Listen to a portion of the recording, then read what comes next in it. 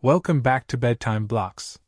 Tonight we've got 8 emotional Reddit stories: cheating, betrayal, even a hidden second family. It makes you wonder, how well do we ever really know the people we love? So get cozy, and let's dive in. Story 1. I found out he had a second family.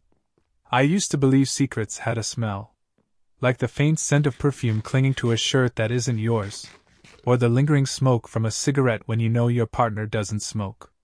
With him, it was cologne. Expensive, musky, the kind that lingers in the air even when the person is gone. I noticed it on his jacket one night when he came home late, tossed it on the chair, and kissed me like everything was normal. But something wasn't normal.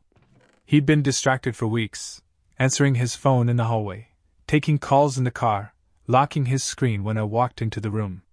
His smile had become a little too polished, like he was rehearsing it in the mirror.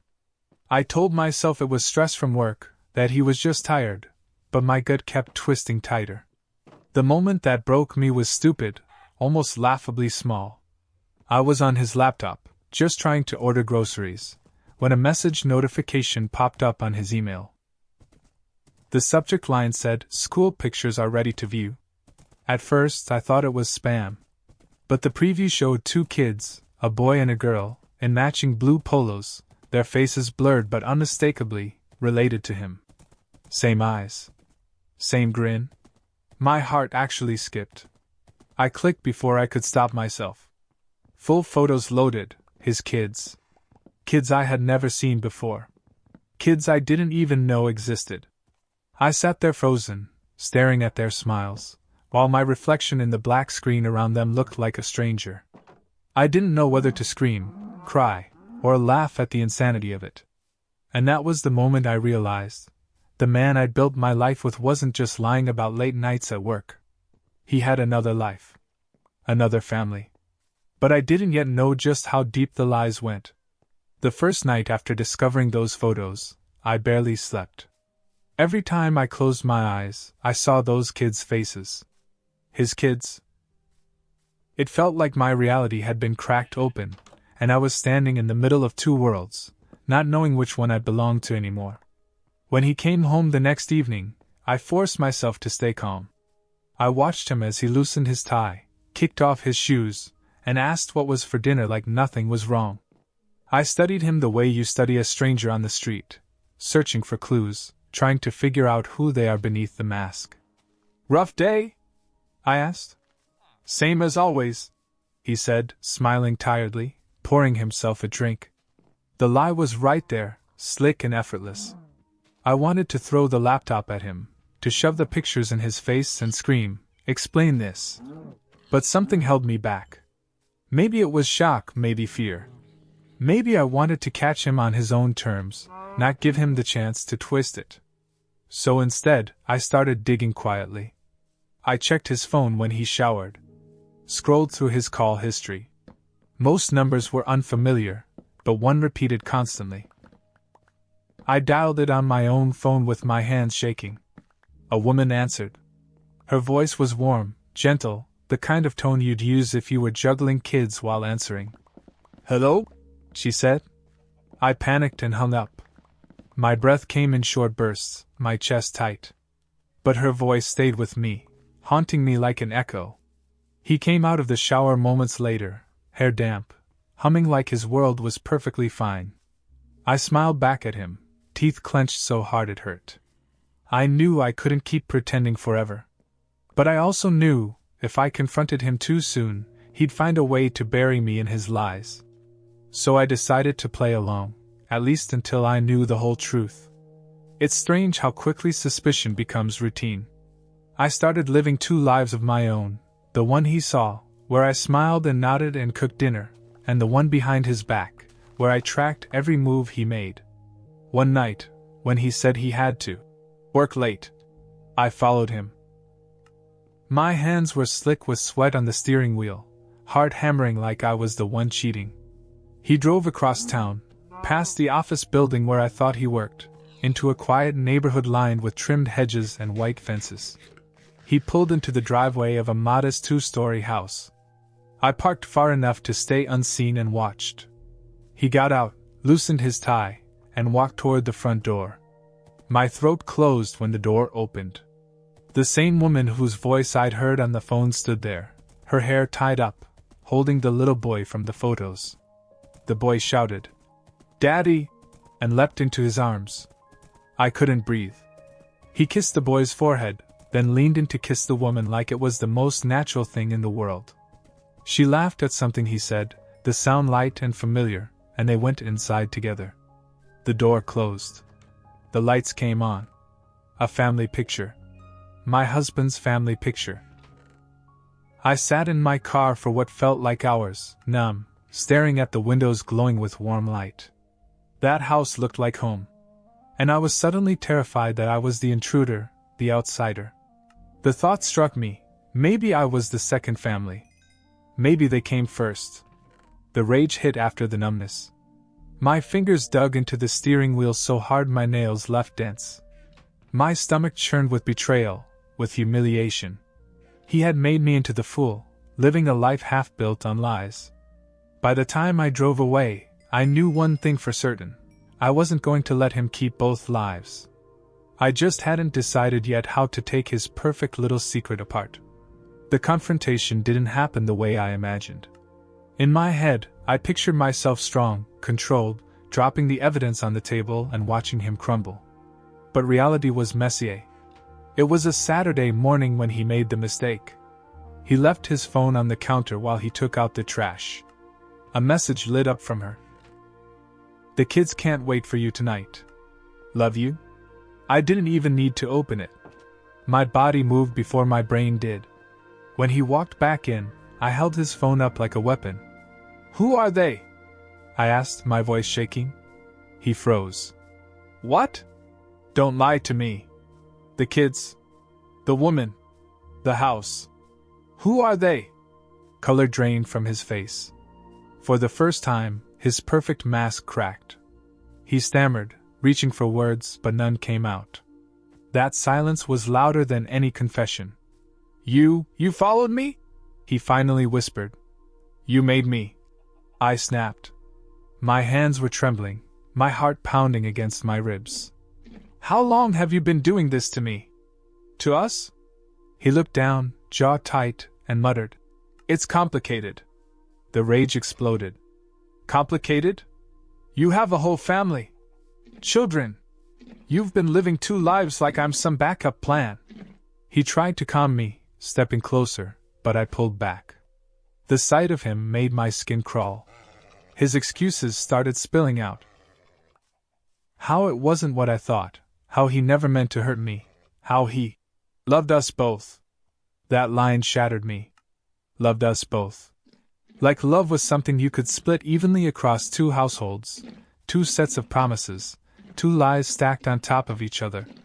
I felt like I was drowning in betrayal.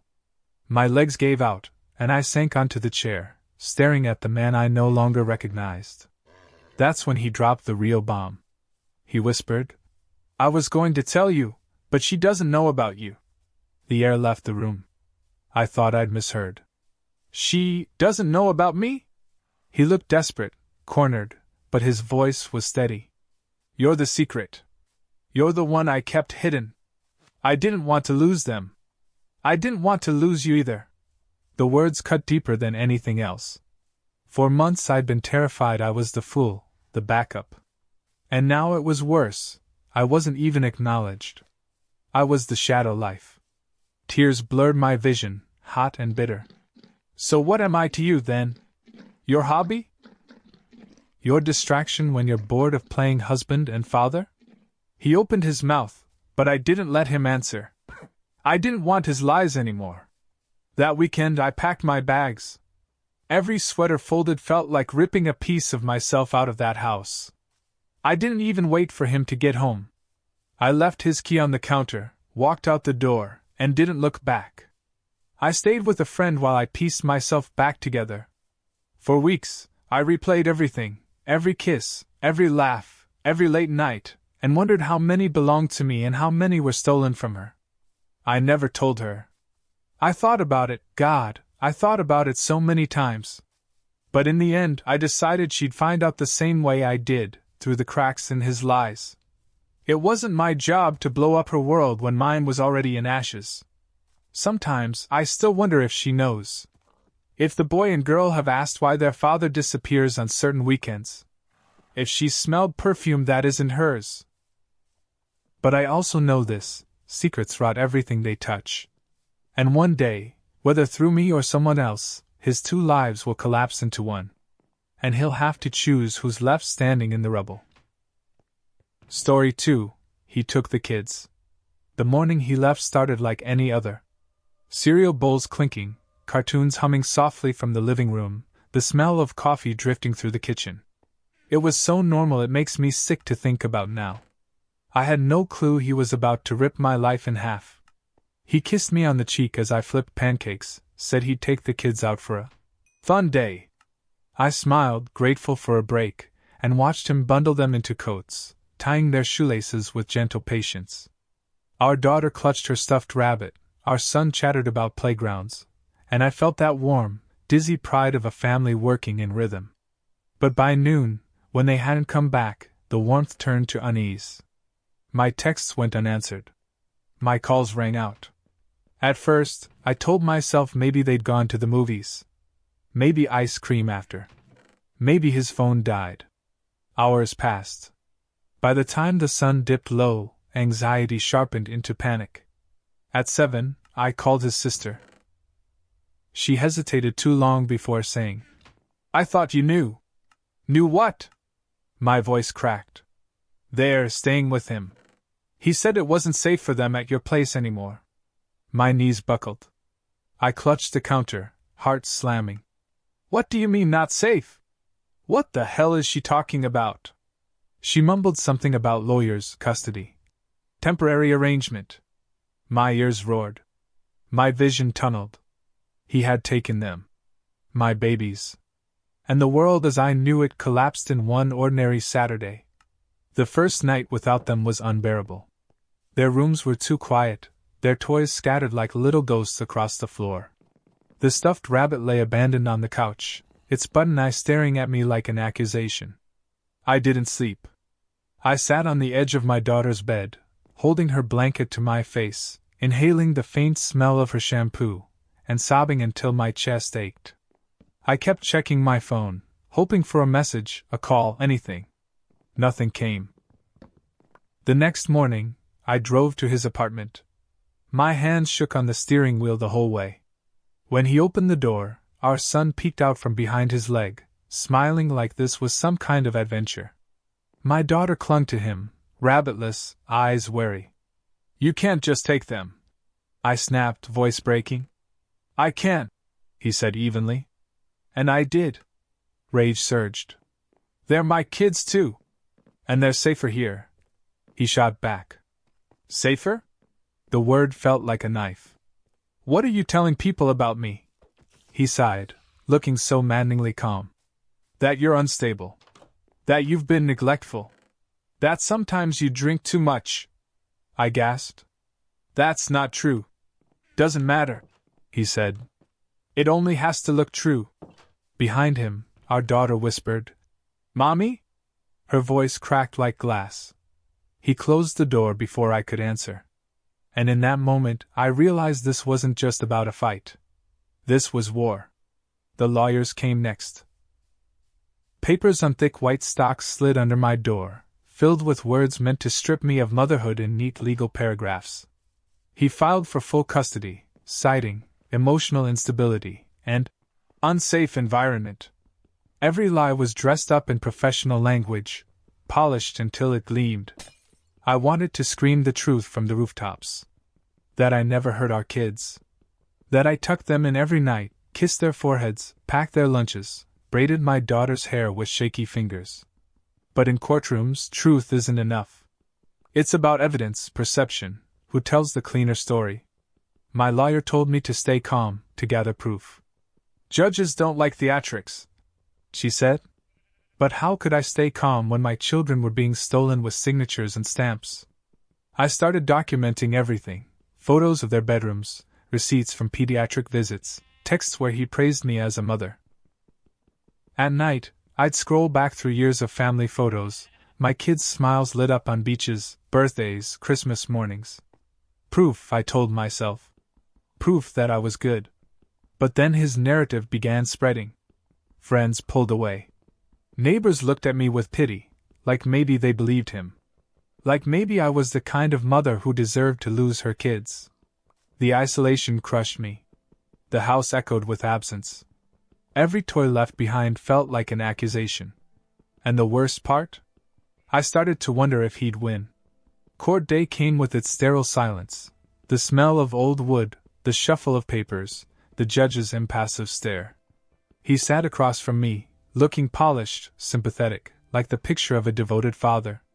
His lawyer painted me as unstable, overwhelmed, incapable. I wanted to stand up and scream, "Look at him! He's lying! He's manipulating all of you!" But instead I sat stiff, my hands trembling on the table, trying to remember my lawyer's advice, calm, steady, factual. Then came the moment that broke me. They brought in my daughter to testify. She was so small sitting there, feet not even touching the ground. The judge asked simple questions, but I saw her eyes dart to her dad, fear flickering in them. "Where do you feel safest?" the judge asked gently. Her little voice whispered, "With Daddy." I crumpled inside. She wasn't choosing him, she was protecting him. I knew it. I knew it. But try explaining that to a courtroom. When the gavel finally came down, my world split in two. Temporary custody granted to him. Visitation for me, supervised. Supervised, like I was dangerous. I walked out of that courtroom hollow, the fluorescent lights above buzzing like static. He glanced at me once, a faint smile tugging at his lips. He had won the first battle. But I swore to myself, it wouldn't be the last. The fight dragged on for months. Court dates. Mediation. Reports from social workers who visited my home, who peered into my fridge and scribbled notes about how many vegetables were on the shelves. My life became evidence, my love for my kids reduced to checkboxes. And yet I refused to give up.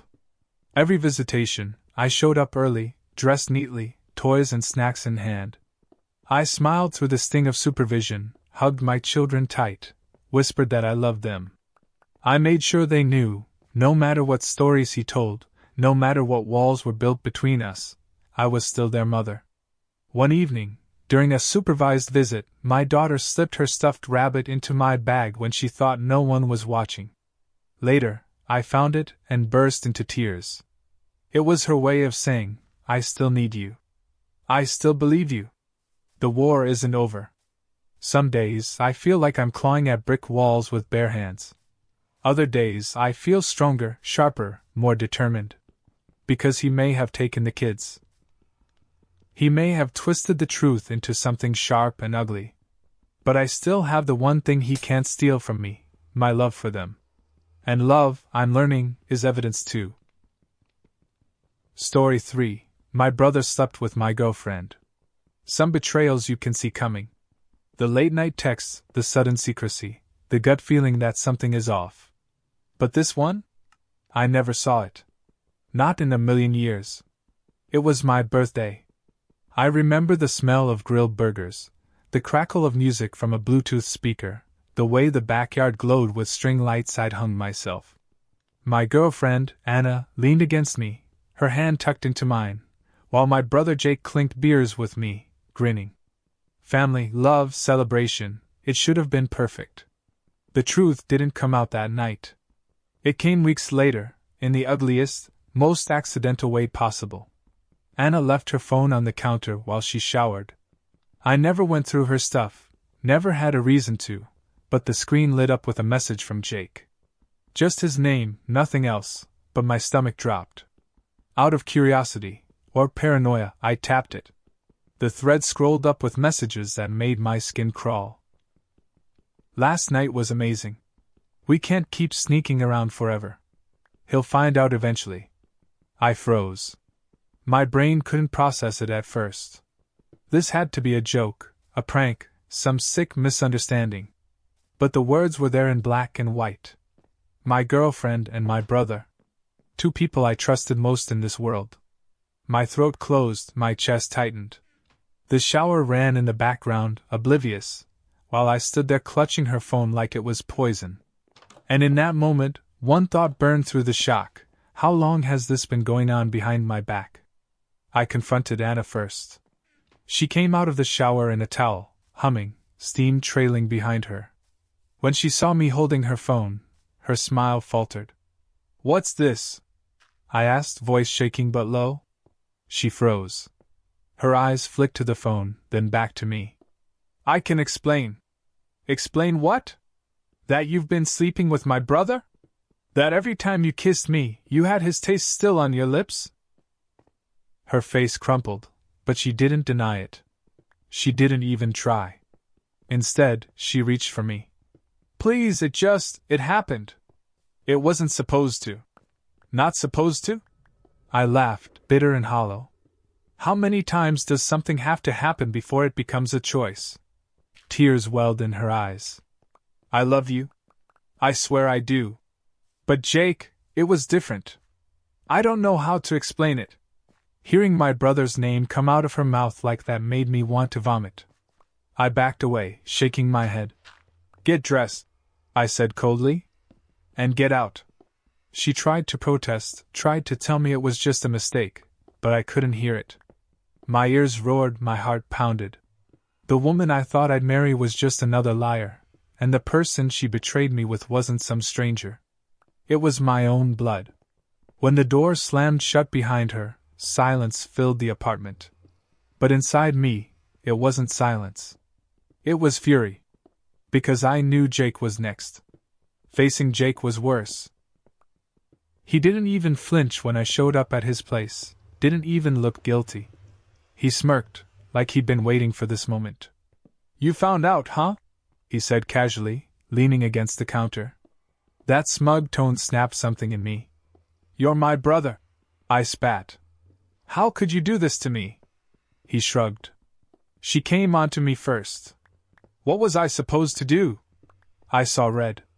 My fist connected with his jaw before I could stop myself. He stumbled back, laughing bitterly as blood trickled from his lip. "You always thought you were better than me," he sneered. "Perfect little golden boy with the perfect girlfriend. Guess what? She didn't want perfect. She wanted real." My stomach twisted. "Real? You think screwing your brother's girlfriend makes you a man?" He wiped his lip, still smirking.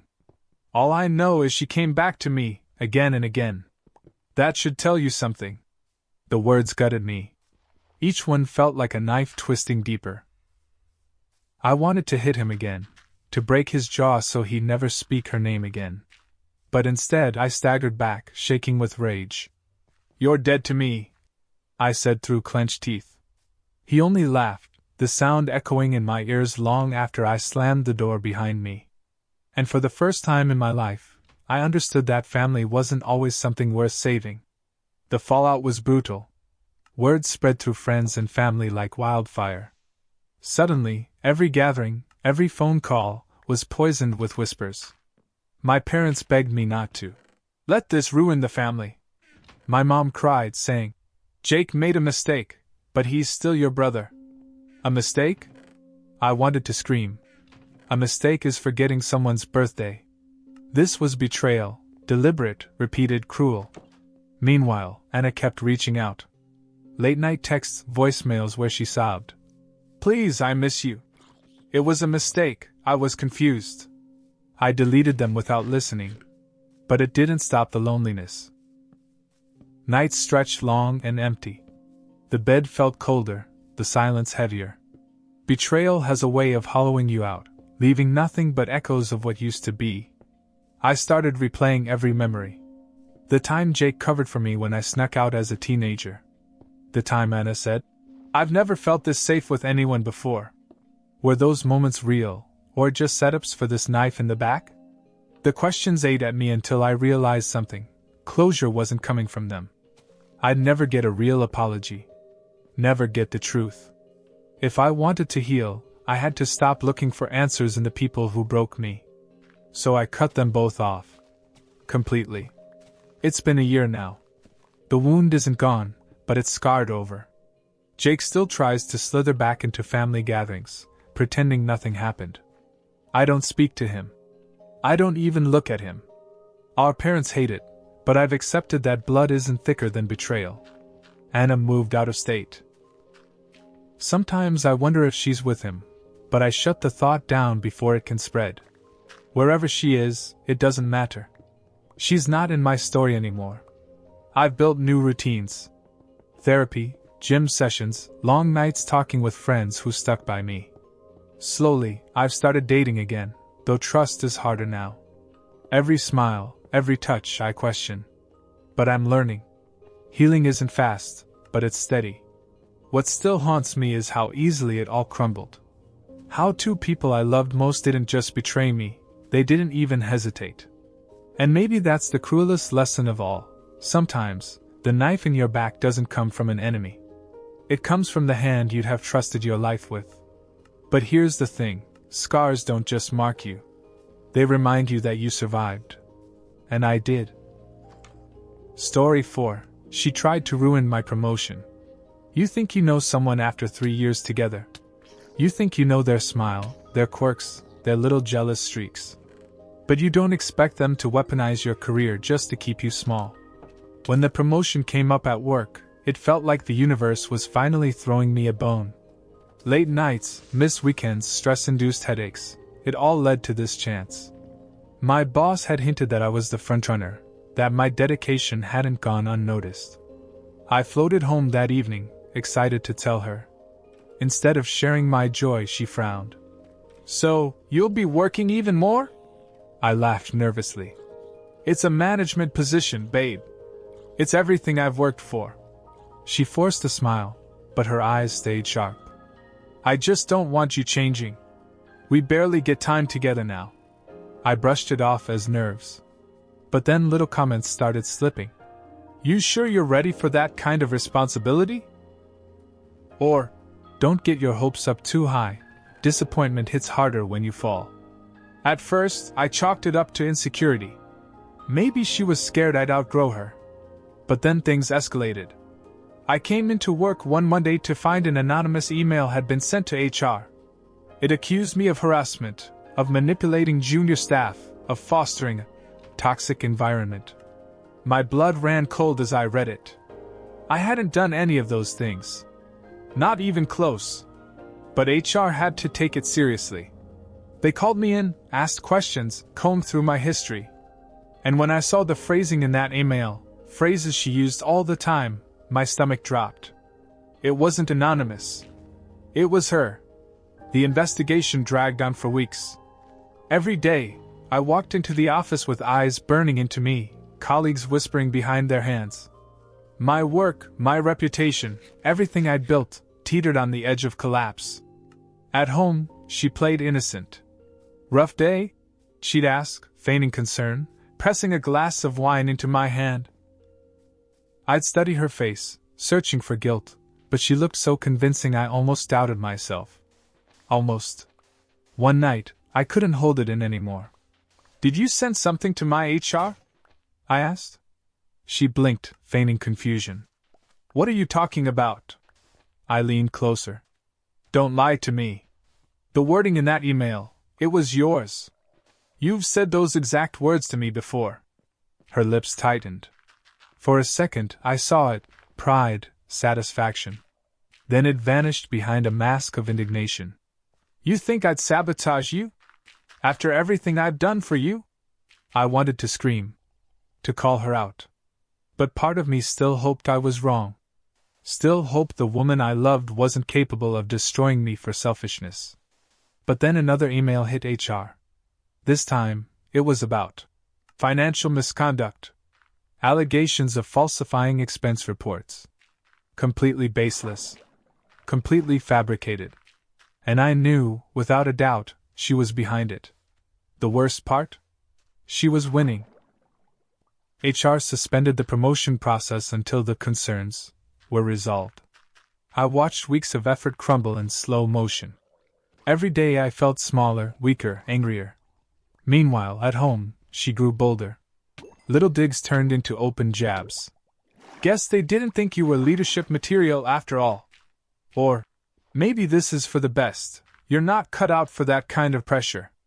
I finally snapped. Why are you doing this to me? I shouted one night, slamming my hand against the counter. Her eyes gleamed in the dim kitchen light. Because if you move up, you'll leave me behind. You'll realize you don't need me. I'd rather burn it all down than watch you outgrow me. The honesty stunned me. No lies, no excuses, just raw insecurity weaponized into destruction. My chest tightened with a mix of grief and fury. You'd ruin my life just to keep me tethered to you? She didn't answer. She didn't have to. That night, I slept on the couch. Every sound of her footsteps upstairs made my stomach turn. I knew then this wasn't just relationship trouble. This was sabotage. And if I wanted to save my career, I had to save myself from her first. I started documenting everything. I kept copies of the emails, noted down her slip-ups, even recorded one conversation where she admitted she just wanted me to stay put. My lawyer friend told me to tread carefully, but to gather as much as I could. Meanwhile, HR concluded there wasn't enough evidence to substantiate the claims. My record was cleared. But the promotion? Gone. They didn't want the risk. When I got the news, I sat in my car, gripping the steering wheel until my knuckles went white. Rage and grief tangled together in my chest. She had taken from me something I couldn't get back. When I got home, she was on the couch, scrolling her phone like nothing was wrong. I stood there, staring at her, and something inside me broke. You win, I said flatly. She looked up, frowning. What are you talking about? You wanted me small. Trapped. Dependent. Congratulations, you got it. But you'll never get me. Her eyes widened as she realized what I meant. I walked upstairs, packed a bag, and walked out the door without looking back. She called after me, screamed, begged. But her voice grew fainter with every step I took away. It's been months since then. I'm rebuilding, new job, new apartment, new routines. It's not easy, but it's mine. Sometimes, I still think about what she cost me. That promotion could have changed everything. But then I remind myself, she didn't just ruin an opportunity. She revealed herself. She showed me what love shouldn't be: chains, sabotage, fear. The irony? By trying to keep me small, she forced me to grow in ways I never would have otherwise. Now, when I hear her name, I feel nothing. Not anger, not grief, just distance. And one day, when I finally land the promotion I deserve, I'll know I earned it without her shadow dragging me down. She tried to ruin me. But in the end, she only freed me. Story 5.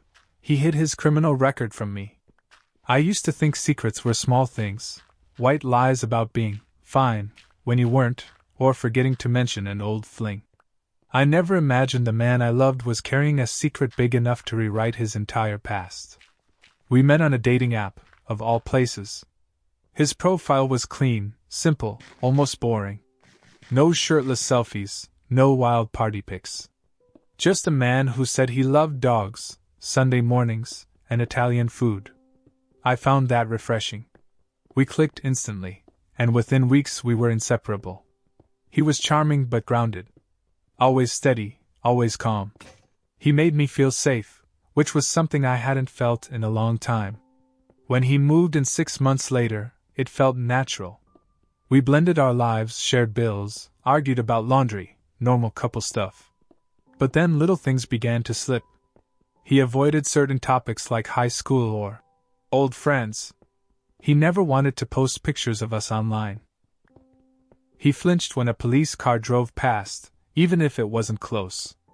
At first, I chalked it up to nerves or maybe some bad experiences. But then came the night I was cleaning out the hall closet and found a folder wedged behind an old box of shoes. Inside were documents, court papers, mugshots, parole conditions. His face stared up at me from the page. Younger, harder. A man I didn't recognize. My boyfriend had a criminal record. And in that moment, my safe little world shattered. I couldn't keep the folder hidden. My hands shook as I placed it on the kitchen table and waited for him to come home. When he walked in, humming, groceries dangling from his hands, I thought, does he really believe I'd never find out? His smile faded the second he saw the papers. He dropped the bags, ran a hand through his hair, and sat down heavily. You weren't supposed to see that, he muttered. My voice cracked. Not supposed to see it? You were going to spend your life with me, and you thought I'd never find out you'd been arrested? He sighed, staring at his hands. It was years ago. I was stupid. Wrong crowd. I've worked so hard to bury it. Bury it? My throat burned. This isn't some embarrassing tattoo. You went to prison. You lied to me every single day we've been together. His eyes met mine then, steady but pleading. I didn't lie. I just didn't tell you. The distinction made me want to scream. My trust, the foundation of everything we'd built, felt like it had been pulled out from under me. Tell me everything, I demanded, my voice low. And he did. It started with drugs, he said. Selling small amounts in college, thinking he was invincible. Then it escalated, bigger deals, worse people. By the time he was 24, he was caught in a sting and sentenced to 3 years. I got out early on good behavior, he said quietly, and I swore I'd never go back. I've been clean ever since. No drugs, no crime. I've worked hard to build something new. Us. His words should have comforted me, but all I felt was cold. Because while he was building something new, he was also hiding the ruins of the old. Why didn't you tell me? I whispered. Because people hear felon and they stop seeing the person. They only see the crime. I didn't want you to look at me like that. Tears burned my eyes. But don't you get it? You took away my choice. I could have decided if I was okay with your past, but you never let me. You decided for me. He flinched, guilt flashing across his face. I was scared you'd leave. And there it was. The truth, raw and ugly. He had gambled my trust to protect himself. And now, we were both paying the price. The weeks after that were hell. Every time I looked at him, I saw two versions of him. The man who held me when I cried, and the man who once stood in a mugshot, cold-eyed and dangerous. Friends noticed the distance. You guys okay? They'd ask. I'd force a smile, but inside, I was unraveling. We fought constantly. I accused him of being dishonest. He accused me of treating him like a criminal even though he changed. The love between us curdled into something sour, sharp.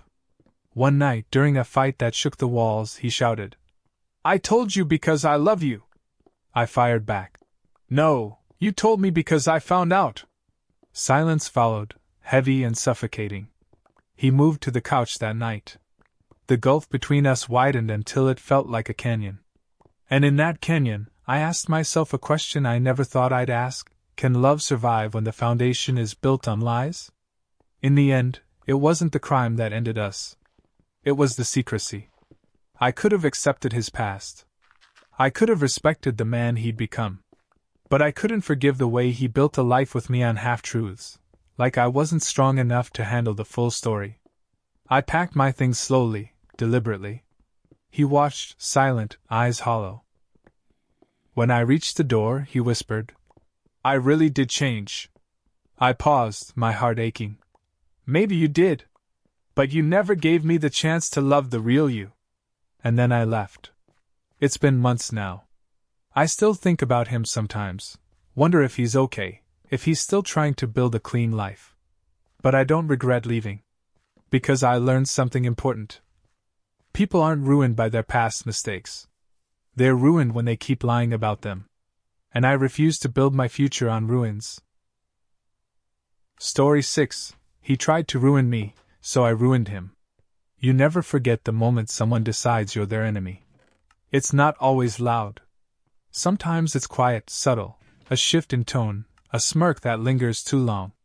For me, it was the day I walked into the office and realized my ex had joined the same company. We hadn't ended well. Messy is too kind. He cheated, lied, left me gutted. But I thought it was behind us. Until suddenly, there he was, in a press suit, shaking hands with my boss like he belonged. At first, he acted polite, even friendly. Little nods in the hallway, fake smiles during meetings. But soon, I started noticing things. Projects I'd worked on mysteriously. Misfiled.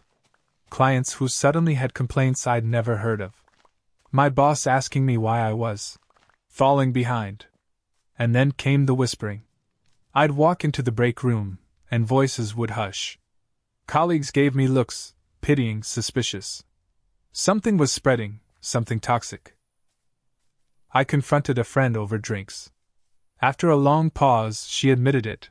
He was telling people I'd slept my way into promotions. That I was unstable, emotional, unprofessional.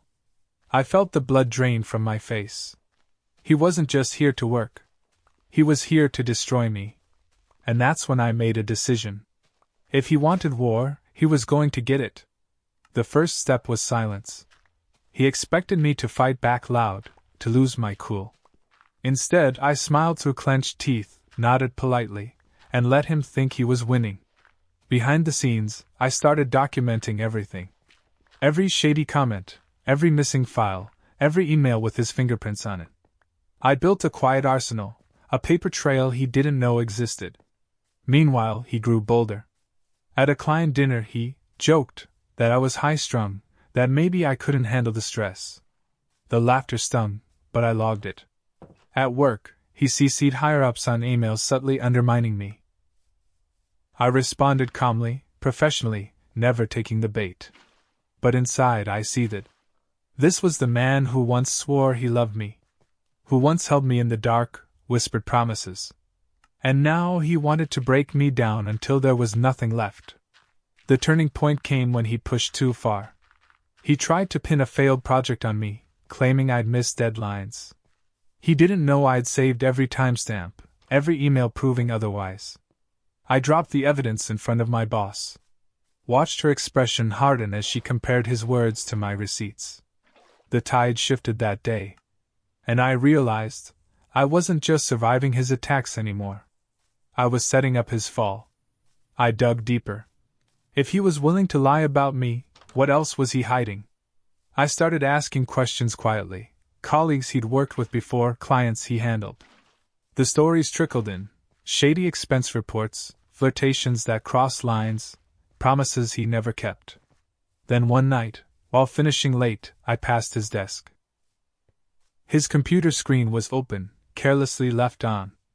I shouldn't have looked, but I did. And what I found made my stomach twist. Invoices. Fake ones. He was siphoning money through shell accounts, tiny amounts that added up over time. For a moment, I just stared. My first instinct was disbelief. Could he really be that reckless? But as I scrolled, it became clear, this wasn't new. He'd been running this scheme for months, maybe years. I copied everything. Every file, every invoice, every detail.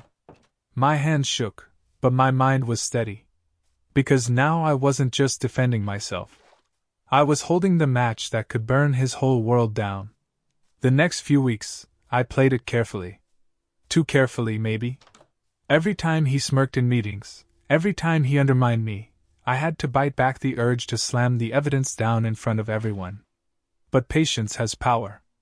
I built my case piece by piece, cross-referencing files, printing backups, even talking to the finance department quietly. By the time I was done, I had a stack of proof so heavy it could bury him. And then, when the moment was right, I handed it to my boss. The fallout was immediate. An internal audit was launched. Meetings behind closed doors. His face, once smug, started to crack. He avoided my eyes. His laughter grew forced. He knew something was coming. The day security walked him out of the building, I watched from my desk. He didn't look at me. Didn't say a word. Just walked past, pale and tight-lipped, his empire crumbling. And I sat there, heart pounding, equal parts vindicated and hollow. Because I hadn't just defended myself. I'd destroyed him. It's strange, the taste of revenge. You imagine it will be sweet, euphoric. In reality, it's quieter. He was gone, out of the company, blacklisted in the industry. My reputation restored, even strengthened. Colleagues looked at me differently now, with respect, maybe even fear. But at night, lying in bed, I still thought about him. About the boy I once loved, the one who made me laugh until I cried. I thought about how that boy turned into the man who tried to ruin me. And I thought about the part of me that turned cold enough to ruin him back. Do I regret it? No. He came for me first. He tried to take everything from me. But I'll never forget the moment I slid that evidence across the desk, the moment I chose to light the match. Because revenge doesn't just change them. It changes you too. Story 7. She went missing. She went missing. The words sounded like a siren even when the house was quiet, even when the kettle hissed and the dog's tags chimed against the bowl. Mia was late all the time, but not like this. Her phone dead for hours, her location sharing pin frozen at a dim side street near the river, the last text to me a half sentence. I think someone's. The typing bubble had blinked then vanished. I stared at it so long the screen burned ghost shapes into my vision. I retraced her morning by smell and sound. The coffee mug she'd left carried cinnamon, and the faint lipstick she pretended wasn't a brand. Her denim jacket hung crooked on the chair, sleeve brushing the floor like a hand reaching back for mine. The apartment felt wrong, air too still, refrigerator hummed too loud, the balcony door an exhale of cold that made the curtains shiver. At the station, the lobby reeked of toner and wet wool. I handed over the facts, the tiny stones of a life. 5'5" scar on her wrist from a kitchen slip, new white sneakers with a blue scuff on the toe. Adults wander, sir, the officer said gently, like I was a child insisting my toy had a heartbeat. Give it 24 hours. I tried to explain that Mia didn't wander, she drifted, sure, but always came back to the same harbors. Our couch, my shoulder, the upstairs neighbor's cat she pretended to hate but fed anyway. By evening, the city's neon smeared the windows. I called the hospitals. I called her sister. I called the stupid cafe where the barista knew her order better than I did. Every ring was a hammer. Every voicemail greeting became a stranger clearing their throat. When midnight folded over the street like a dark napkin, I opened Mia's closet and pressed my face into her sweaters. They smelled like rain and laundry soap, and the apple shampoo she said made her itchy. I said her name into the fabric until the sound came back to me thin and trembling. And that's when I noticed the jacket pocket felt heavier than it should. There was a phone in her jacket. Not her phone. The case was plain black and rubbery, no stickers, no tiny bite marks she'd left on the corner during a nervous giggle. It was a cheap burner, warm from the house and cold from what it meant. My hands shook as I pressed the button. A lock screen blinked awake with a single notification, 3 new voicemails. I didn't know the code. The emergency call option glowed stupidly like a dare. I set the phone on the table and tried to breathe. Mia dealt with anxiety by making lists on sticky notes. I dealt with mine by wiping counters that were already clean. I wiped until the laminate squeaked, and then remembered the voicemail number on old phones isn't locked. I dialed, put it on speaker, and leaned over it like a confession booth. The first message was static and street noise, a bus sighing, a shoe scuff. Then Mia's whisper, close enough that the mic clipped. If I don't get back before dark, call my sister. Tell her I found him. Tell her I'm sorry. A beep cut her off. The second voice wasn't hers. A man spoke like he was chewing the words. You shouldn't have come back. Paper rustled. A car door thumped. Another beep swallowed whatever else he said. The third message was a single word, the way fear says it when there's no time for grammar. Run. I replayed them until the sounds overlapped. Bus sigh into shoe scuff into thump into run. My mouth tasted like pennies. I tried her sister again and got the gentle, exhausted voicemail. I tried the police again and this time got a detective who said, Come in. Bring the device. On the way, I kept seeing the blue scuff on Mia's sneaker in my head, like a breadcrumb with a bruise. The river smell sneaked in through the car vents. Cold metal, algae, the memory of coins and wishes. I told myself the burner meant she had a plan. But plans, I was learning, can be cages when you're the one left outside them. The detective didn't look surprised. That scared me more than if he'd panicked. He was broad-shouldered with a winter cough and a tie patterned like raindrops. He listened to the voicemails with his eyes on the wall clock, like he knew how long bad news usually takes to land. "Your girlfriend ever mention a Liam Harrow?" he asked at last. The name rang a bell the way a headache does. Mia had an old file folder labeled Harrow Stuff, tucked under our bed, a paper graveyard she never wanted me rifling through. "An old landlord," I said slowly. "There was a dispute. She said he kept her deposit. She said he—" I stopped. I didn't know what else she had said because I stopped listening when she'd say, "It's fine, I've got it." The detective slid a photo across the table. Harrow looked like a man who'd swallowed a smaller, angrier man, thick neck, shark eyes. "He's been under investigation for rental fraud, threats, maybe worse." The detective tapped the photo. "We think she kept digging when we told her not to." My chair squeaked. The station air tasted like old coffee. "She called you?" "She emailed. Tips. Times. Plate numbers." He exhaled. "Brave, stupid, same difference on the wrong night." I thought of Mia's lists, the way she'd underline words twice when the pen skipped. I told myself her obsession with fairness was adorable. I hadn't realized it was flammable. They kept me in a gray room while others moved around like weather. A printer coughed. Somewhere a vending machine dropped a bag of chips with a thud. I pictured Mia hearing those same banal sounds, deciding whether to turn left or run. When the detective finally came back, his voice was softer. "We found her car near the river. Driver's door open. No blood." No blood made my knees weak. Hope flared thin as a match. The detective slid me a clear evidence bag. Inside was a white sneaker with a blue scuff on the toe. "Is this hers?" he asked. I said yes, but what I meant was, bring me the foot it belongs to. At the river, night had a smell. Wet iron, cold moss, the sour reek of leaves rotting under the boardwalk. Police tape fluttered somewhere behind me. I stood where the detective told me to stand, hands jammed into my coat. The car door hung open like a mouth mid-sentence. In the cup holder, a penny and a receipt crinkled in the wind. "She liked to leave herself notes," I said to no one, and then I crouched and checked the visor. A folded receipt slid free, ink bruised from age. On it, Mia had scrawled 3 words. "Under the blue." I stared at the river until it bulged into meaning. The bridge lights reflected in shaky ladders of cobalt. The scuffed sneaker. The voicemail word, run.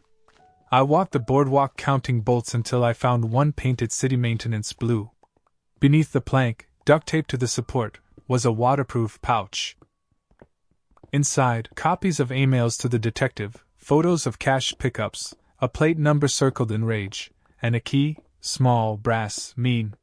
Taped to the key was a scrap, 3B. Harrow had a storage unit off Pike. I knew because Mia had said casually, "Storage is where secrets nap." I'd laughed. Now my mouth was sand. I called the detective. He said, "Don't go there." I said, "I won't." Then I put the pouch in my coat and started the car. On the way, I kept seeing the blue scuff on Mia's sneaker. I told myself I was only going to look at the building, to give the police something solid. But the thing about doors is this: once you have a key, they feel like questions you're obligated to answer. The storage place squatted under the highway, a grid of orange doors under sodium lamps. The chain-link fence buzzed with a loose ribbon of caution tape. Somewhere, a truck downshifted, the sound rolling over me like a low threat. I parked 2 blocks away and counted my breaths until the number meant nothing. The gate clicked behind me like a metronome, marking seconds I couldn't afford to lose as I palmed the little brass key and tasted metal on my tongue. 3B opened like a held breath. The lock turned with one soft click, then another, like a throat clearing. Inside, the unit smelled like rubber and old dust. Plastic bins stacked to the ceiling, a folding table, a metal chair, a space heater whining. On the table, a ledger lay open, names, dates, amounts. Harrow's tidy cruelty in lines and loops. I lifted my phone for photos and the heater coughed and went silent. Close the door, someone whispered.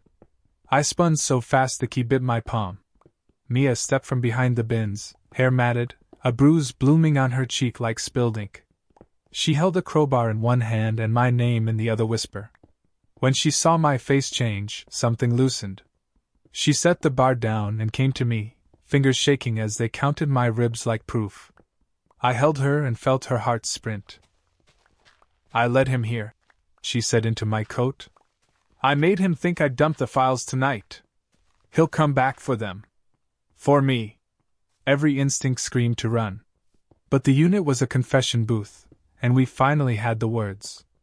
I called the detective and left the line open in my pocket, our whispers crawling down the signal like ants. We arranged the bins. We tucked Mia behind the table with my jacket over her hair. We turned off the light and left the door rolled up just enough for shadows to breathe. Harrow arrived like a storm, choosing where to drop. His boots scraped, his keys jingled, his breath rasped. He cursed at the closed ledger, then bent to lift it. The detective's shout cracked the air. Flashing blue leaked through the gap. Boots thundered. Metal screamed. The chair fell. The heater skittered. When it was over, the night outside felt bigger, like someone had pushed the horizon back. In the ambulance, Mia's hand found mine. I left a note under the blue for you, she murmured, exhausted and defiant. I squeezed until our knuckles matched. She went missing, yes. But what she really did was draw a map. And this time, I'll follow it back to us, one careful street at a time. Story 8. He took everything from me. He took everything from me. Not just the money, not just the apartment, not just the plans we scribbled on coffee-stained napkins. He took my trust, my sense of safety, the shape of who I thought I was with him. We met at work. I was quiet, deliberate. He was the kind of man who filled rooms with his laugh. Everyone liked him. He slid into my life like he belonged there, bringing flowers to my desk, fixing the jammed printer, remembering my coffee order when I forgot my own. It felt like luck. It felt like timing. 6 months in, we signed a lease together. The apartment smelled like fresh paint and possibility. We stacked mismatched mugs in the cabinets, argued about where to put the couch, made promises in the blue light of 2 a.m. He said, "We're building something. Just you and me." But then the bills came. The rent went up. He insisted on managing the finances. I'm better with numbers. At first, it was a relief. I let him handle the logins, the statements, the automatic payments. I didn't notice the credit cards in my name, the quiet loans pulled from my side of the ledger. I didn't notice the way his smile tightened when I asked about money. Until one morning, when my debit card declined for a $3 coffee. Embarrassed, I checked my balance. Negative. I blinked at the screen like it was in another language. The number wasn't real. Couldn't be. But when I logged into the joint account, reality hit harder, empty. 0. Every savings transfer, every paycheck deposit, gone. I called him. He didn't pick up. And that's when I realized he hadn't just been living with me. He'd been feeding off me. The apartment felt haunted after that. Not by ghosts, but by his fingerprints. His cologne clung to the closet, his shoes lined neatly by the door like he'd be back any minute. But the silence was heavier than absence. It was betrayal echoing off the walls. I tore through drawers looking for explanations. Bank statements hidden under socks. Loan documents folded in a cereal box. My name typed neatly at the bottom of debts I'd never agreed to. When I called the bank, the woman's voice was professional, detached. These accounts are joint. Both parties are legally responsible. Her words were knives wrapped in courtesy. I called his mother next, desperate. She sighed. I warned him about this. He can't stop. You're not the first, sweetheart. I'm sorry. Not the first. The phrase hollowed me out. My legs gave out, and I sat on the kitchen floor surrounded by paper shrapnel. Not the first meant I'd walked into a pattern, a practiced cruelty. Days blurred. Collection calls buzzed my phone. Friends asked where he'd gone. I couldn't answer. I didn't even know his middle name. That realization stopped me cold. I'd loved a man whose middle name I didn't even know. But anger started where despair ended. I printed everything, stacked it into a binder thick as a Bible. I called a lawyer, voice shaking, and said, I want to fight. Because maybe he took everything from me. But I wasn't about to let him keep it. The investigation turned my stomach into a clenched fist. My lawyer traced a trail: casinos, wire transfers, rental cars in states we'd never visited. He'd used my credit to fund it all, smiling at me across dinner tables while burning my future behind my back. I sat in depositions that smelled like stale coffee and sweat, answering questions about accounts I'd never opened. Did you authorize this line of credit?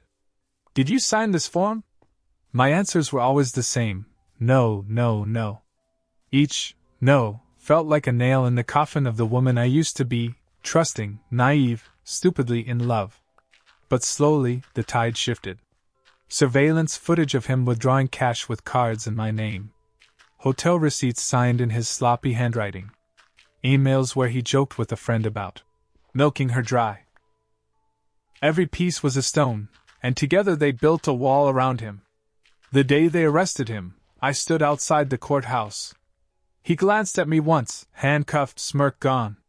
For the first time, I saw the truth: not a charming man who'd lost his way, but a predator who'd perfected his game. Relief didn't come right away. It came later, sitting at my kitchen table, when I realized the phone had stopped ringing. No more collectors. No more lies. Just quiet. Quiet, and a binder full of scars I'd turned into evidence. Healing wasn't cinematic. It was slow, messy, unglamorous. Letters from creditors trickled in, stamped, resolved. My credit score crawled upward like a stubborn weed. Friends brought wine and takeout, sat cross-legged on the floor, and helped me laugh again. Sometimes, though, I'd wake at 3 a.m. certain I heard his key in the lock.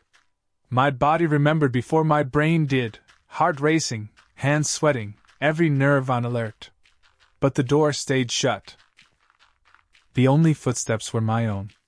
I sold the couch we'd fought over, painted the walls a new color, rearranged the mugs so none of them sat where he'd placed them. Piece by piece, I reclaimed the apartment until it felt like mine again. One afternoon, I found a sticky note wedged in an old notebook. His handwriting. We'll make it big. I laughed, sharp and bitter, and tossed it in the trash. Because the only big he'd made was a crater. But here's the thing about craters: they eventually fill with new ground. It's been a year. I'm still paying down some of the mess, still rebuilding. But the scars don't ache as much. They've turned into armor. I've learned to check the fine print. To ask questions. To never hand over my whole self without keeping a part safe for me. Love doesn't mean blind trust. It means trust earned, piece by piece, proven over time. Sometimes people ask if I'd ever want to see him again. My answer is always the same: I already did.